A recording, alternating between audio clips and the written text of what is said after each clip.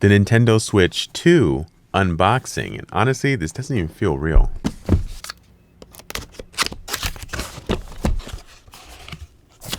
The first thing I grabbed was the superior light blue Joy-Con. Wow. Then, of course, I grabbed the light red Joy-Con. Next was the Nintendo Switch 2 handheld console. The box also includes Mario Kart World on a download code, a HDMI ultra high-speed cable, one light red wrist strap / mouse skate, one light blue mouse skate / wrist strap, one worthless piece of trash, a special little AC adapter, a 5-foot USB-C to USB-C cable, and finally the Switch dock. It's kind of nice. I just want to take a close-up look at all the different parts and even compare them to the old Switch. Starting with the joystick, feels pretty smooth, and the old Switch, a little janky. The click, honestly, is not very satisfying. It's a much better button click there. Moving to the D-pad, the buttons are bigger, but the click's about the same. The minus button click, it's a little different. It's kind of fun. The new wrist strap appears to be of high quality. Somehow they ended up making the Joy-Con grip feel worse than the last one. I feel like they could have at least put the charging grip in the box. Now the console. I ended up accidentally turning the system on, so I attached the Joy-Cons for the first time. Jeez, this thing is massive. I took a closer look at the bottom of the console, and the new kickstand felt super smooth. I pulled out my OG Switch to do a little bit of a comparison. It's a lot bigger. I've never felt a higher quality AC adapter, and making the USB-C cable easy to replace is totally a next level gamer move. I wasn't impressed with the quality of the HDMI, it seems basic. I took a closer look at the new dock. 2 USBs. The inside appears to be glossy. Oh, it just comes completely off. Built-in Ethernet's nice. HDMI, USB-C. I never got the OLED, so I didn't have that built-in Ethernet before. I inserted the Switch 2 into the dock for the very first time, but it felt clunky. Luckily, I moved on to something a little more satisfying. It actually feels pretty nice. Like they don't just fly off. They kind of like just have a nice push, and then you kind of pull them the rest of the way off. Like it doesn't feel like they're going to just like accidentally get launched off if something nudges that button. You actually got to like pull it. That feels pretty bad. I'm going to be honest. Ooh. Yeah, that is bad. That is really bad. Like triggers feel horrible on that. They're just too close together. I don't know, they could have easily made it so it was just a little bit like wider. Like you're able to hold it out. Probably more like right there. That'll be good. I like this music. Connect to the TV. All right, let's give it a try. Dock it in here. And boom. Ooh, attachment guide. Maybe? I don't think this is necessary. Yep. I quickly skimmed through it so we could get into it.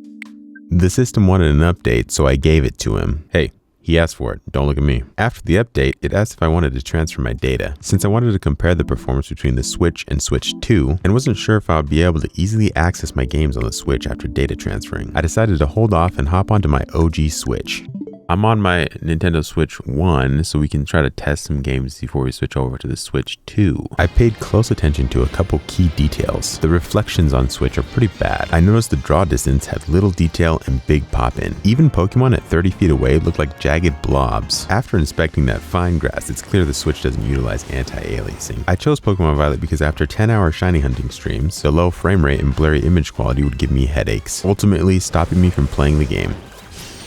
All right, I'm gonna test out Tears of the Kingdom a little bit. Once again, still like just a lot of jagged edges. It's like they don't know what anti-aliasing is over at Nintendo. I'm not sure what's going on with that, but hopefully we'll be able to see a difference with the Nintendo Switch 2. I enjoyed this game. It was really fun. It's not as bad as Pokemon Scarlet and Violet. I really hope that the Switch 2 has a big performance boost and I can actually like tell the difference. If it's not, man, I don't know. I think the shadow's like wiggling.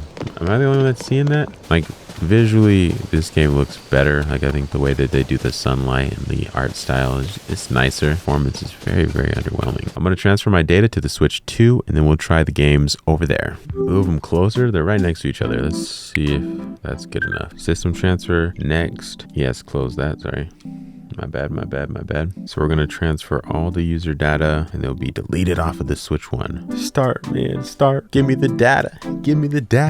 Transfer it. Wonder how long this will take. 4%. Maybe not too long. We'll let this cook for a minute though. Imagine it just deleted all my data. System transfer complete. The data transfer was a success and I was able to boot into the Switch 2 home screen. Getting a fresh UI is one of my favorite parts about getting a new console. I'm a little disappointed Nintendo didn't drastically redesign for the Switch 2. Feels kind of smooth. This is a 1440p monitor. I don't know if that's going to affect it, but there still is jagged edges, so it's a little bit of an F, I'm gonna be honest with you. Be honest, you know, we can say whatever we want because we know Nintendo ain't gonna sponsor me.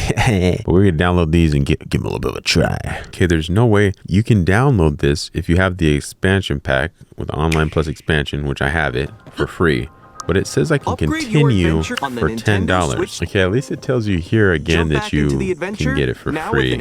But that's a little weird that it's still available to buy. Like I'm pretty sure I could still buy it right now. Now, I guess if my membership runs out, I don't know. That's crazy. It was finally time to test out the upgraded games on the Nintendo Switch 2. Wow. I was instantly hit with smooth gameplay. I noticed the reflections aren't perfect, but looked much better. The game still has a big amount of pop-in, but with way more detail. The higher resolution really shines up close, giving Pokemon and the environment a sharp look. I instantly noticed the DLSS's anti-aliasing is working wonders on that fine grass. It started raining, giving me a great opportunity to look at the detailed textures in the clothing. Wow, that's a lot different. It was time to test Tears of the Kingdom, meaning it was also time to insert my first game cart. That's kind of nice. It's looking pretty crisp in the menu, which is a good sign. Wow, smooth. This is really what I wanted normal Switch to be like, but we're getting it now. I really hope that this system can last. I know a lot of Nintendo games are a little bit easier to run. I was blessed by a rainstorm in each game so I could admire their beauty.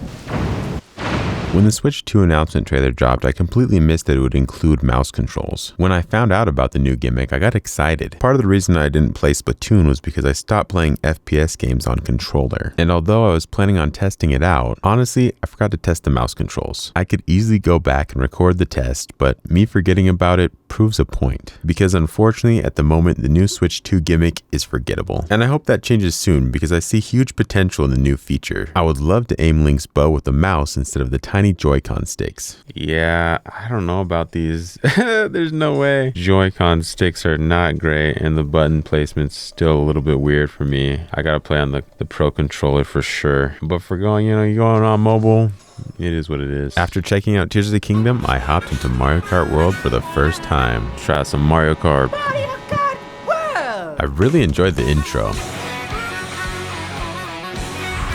It looks pretty clean. I thought the menus looked super clean. The design team went off. This looks great. The first thing I did was hop straight into free roam. The seamless transfer felt next gen. Oh!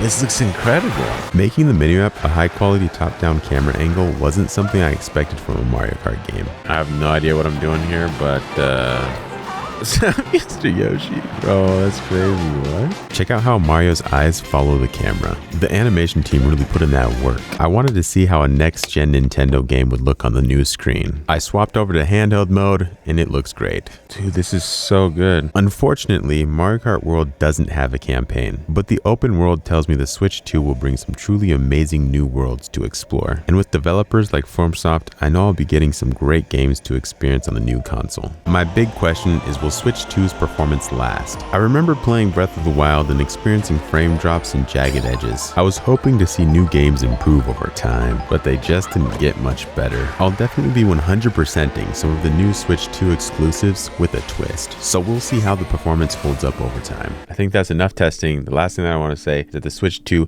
is a great upgrade from the Switch 1. I was kind of hoping that the next Nintendo console would be something that's not handheld, so maybe we get more power in there, but it is what it is. Also, this was delivered from Walmart, which was actually a pretty good experience. They included free snacks. Not expecting that at all. I guess my name is Luke. Anyways, I'll see you guys in the next live stream. Thanks so much for coming.